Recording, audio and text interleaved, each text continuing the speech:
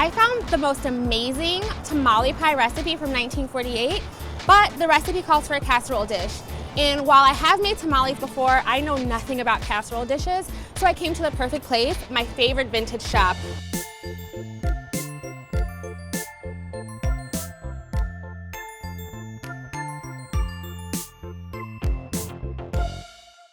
Look at all these shot glasses.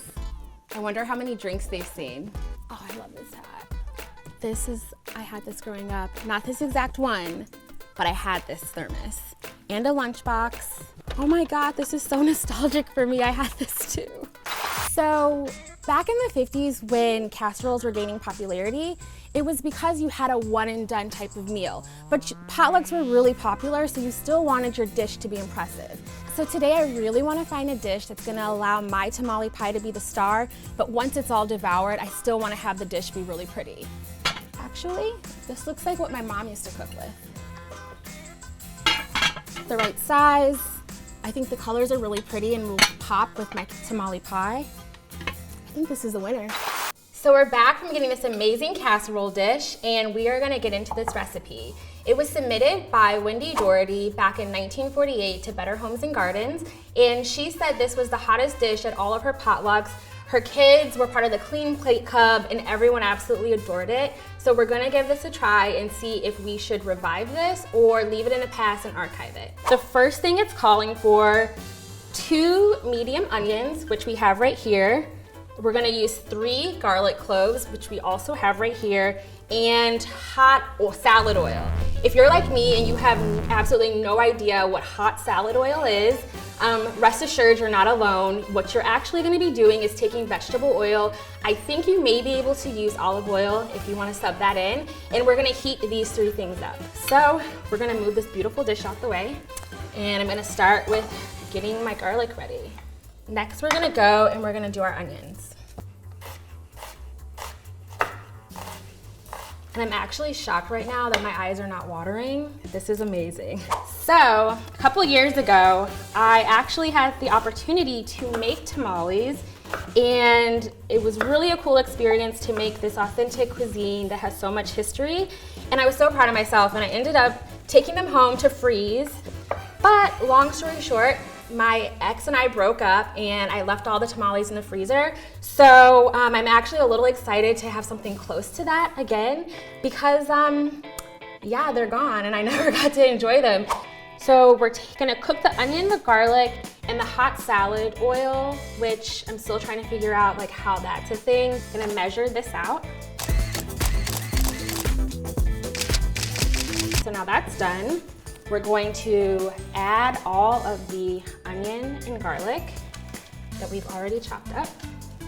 So the recipe doesn't say the temperature to use, so I'm gonna just start with putting it at medium heat and monitoring it. And then mixing this up a little bit. So we're gonna cook this until it's golden, which honestly is up to everyone's judgment, I feel like. What's golden for me may not be golden for you. So we're gonna wing this and see. The color is starting to be a brown on little pieces, but it's smelling really good. I feel like onion and garlic, it smells very Italian right now. Makes me want some pasta sauce. So as of now, I'm reviving this recipe because it's just garlic and onions and oil. Okay, these are done. We're just gonna remove them. I'm gonna put everything in this bowl right here. So what do you guys think? This looks pretty golden to me. They're not burnt, which honestly I'm thankful for that because I tend to burn things sometimes. Calls for 1.5 pounds of beef cut into 1/2-inch cubes. Luckily, we already were able to get the beef that is cut into cubes, so that saves me a little time. I would say eyeball it. I think I grew up thinking or being told that an inch is like your thumb. Everyone's thumbs are different, so obviously you can eyeball it, but we're gonna take this, I'm gonna add it straight into here.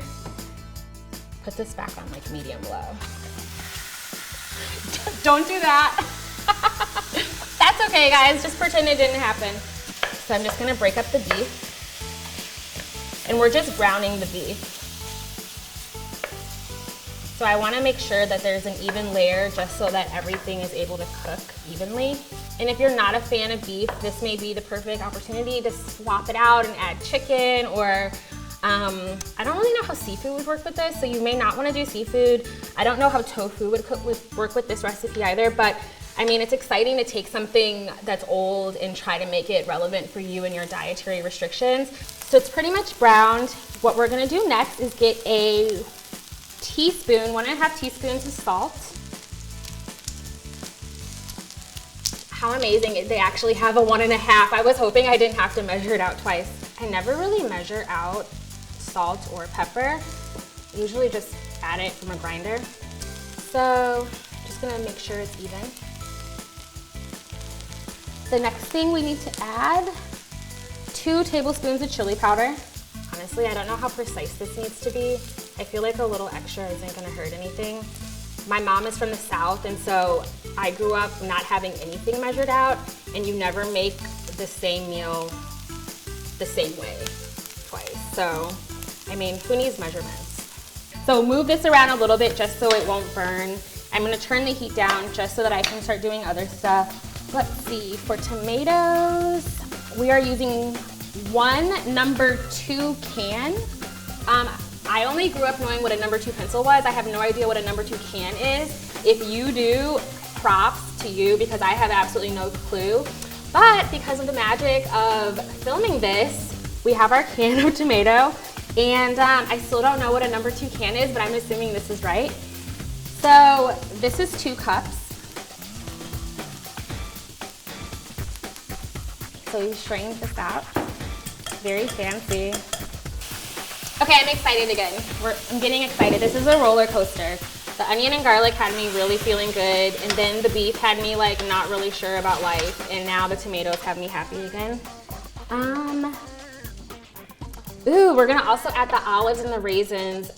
Not a huge fan of putting raisins in here, but we wanna be authentic and stay true to the recipe. So we'll put that in. 1 cup of seedless raisins.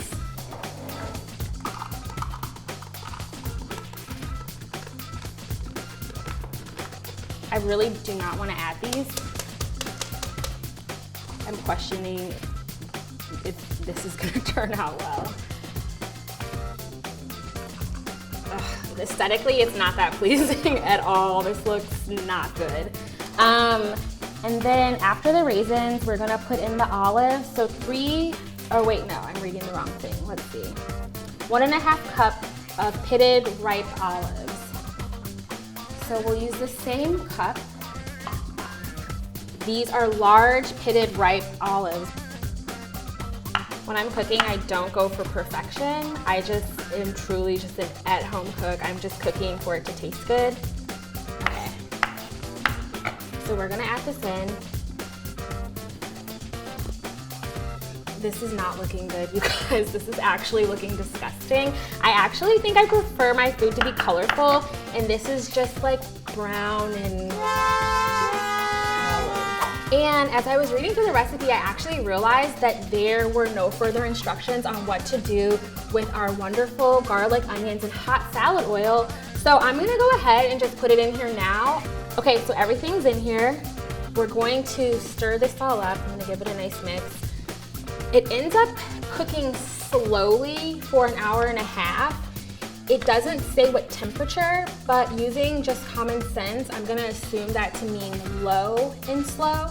So I turned it down to the lowest setting before the actual eye would turn off. So this is just gonna cook like this for 1.5 hours. It does not look good to me. It's not aesthetically pleasing, but the smell is not bad. So, you know, fingers crossed that this is gonna turn out salvageable. Like we can actually like eat this. So I just got done with this. It's been 1.5 hours and this cooked low and slow.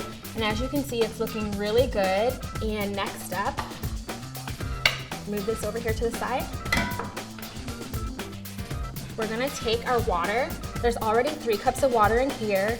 Turn this on high because we're gonna boil this. And then I'm gonna add 1 teaspoon of salt.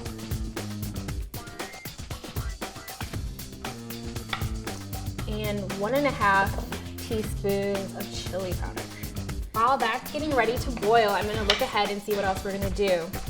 So after we get this to a boil, we're gonna add cornmeal. As you can see, I am a fan of collard greens, cornbread, Beyonce, Big Frida. So I'm excited to use cornmeal. My family is actually from a town in Mississippi that is the catfish capital of the world. And if anyone knows catfish, you know that you use cornmeal for it. So I'm very excited to try it this way. However, I've never had it as mush before. Extra credit if you know what mush is.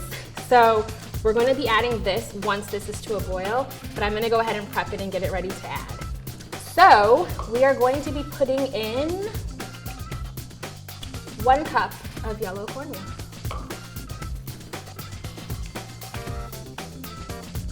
This is such a nostalgic food for me. Growing up, anything catfish, hush puppies. Hush puppies are just like everything to me. I also like having panko, but I don't think that's a good substitute for this recipe. So I have my 1 cup ready to go. We're gonna slowly add the cornmeal and stir it in to our boiling water. And make sure you take your time with this so that you can get a nice consistency.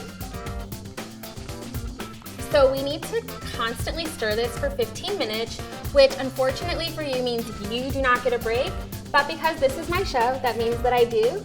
So I'm gonna be able to move on to the next step, which is getting my cheese ready. And we are gonna have this prep so that we can add this on 15 minutes before this is done baking.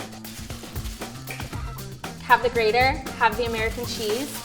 Heard a few horror stories about grating this. I think we're gonna be okay. I feel like this is better than using like a shake weight or anything. I'm getting a nice arm exercise in, a little variety. I love having a third arm. Looking good. Look at that. Pro. I'm a professional right now. So we have that ready to go. And once this is done stirring, we're gonna be able to assemble everything. So it's been 15 minutes and this is nice and done. This is ready to go. And my arm doesn't even hurt that much from doing this, you guys. So this is gonna be ready to top. So the next step, we are going to take the meat. I'm gonna grab a spoon and we are gonna put it into this amazing casserole dish, piece de resistance. I'm really impressed. This smells amazing. We're gonna scoop this in there.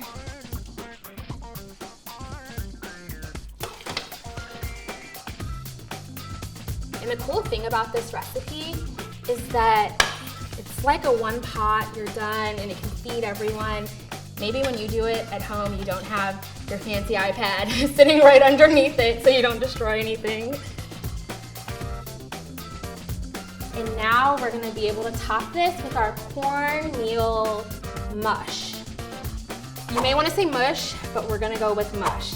So we're gonna take our spatula, and you should use a spatula because it really helps you to get into the corners and be able to cover it and also spread it.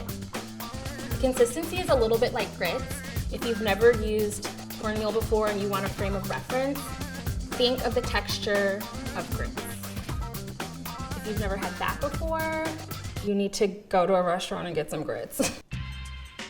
So now that I've gotten all out of the pot, I'm gonna go ahead and just smooth it so that everything is covered.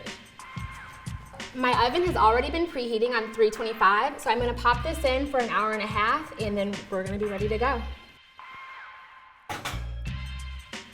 It's been an hour and a half, and it is time to take this out and add the cheese. So far, it smells really yummy. Kind of like meat with cornbread. Let's just dump the rest of that cheese in there. And then I'm gonna put this back in the oven for 15 minutes. Does this taste like soap? I am a huge fan of cilantro. I've heard rumors that some people think it tastes like soap. I have never heard of that before. I feel like you're missing out if you don't eat cilantro. Do you think it tastes like soap? Is that a thing? What? This is so amazing. Cilantro is the perfect garnish to add to everything, especially if you're a fan of brunch or lunch or dinner or breakfast. Cilantro all the time. This smells so delicious. I cannot wait to add my finishing touches. So, sour cream, adding my sour cream. Gonna make this look absolutely beautiful to match this gorgeous dish that I found in the piece de resistance. Kind of impressing myself. This is so Instagrammable. Looks absolutely beautiful. Let's see if it matches in taste.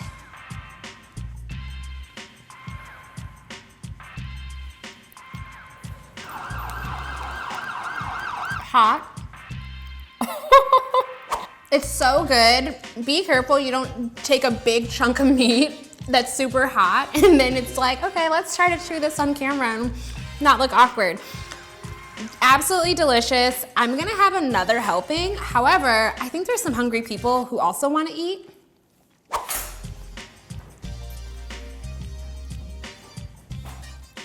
Oh yeah. Oh, it's blazing hot. That's so good.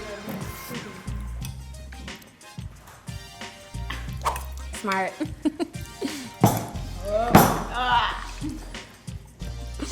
Get in there. There we go. Love it. This is a revive for me. Revive? Revive. I think this is a winner. I want to know what you all think when you make this at home. I vote revive. Everyone here on set is going to vote revive.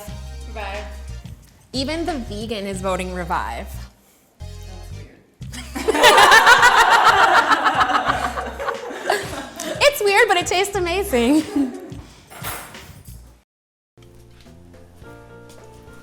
My favorite frames. It's like a filter and a frame before you could do filters and frames on your phone. What do you think? Do I look like Mona Lisa? I actually don't know how she smiles. Let's put this back. This kept me occupied for hours on end growing up.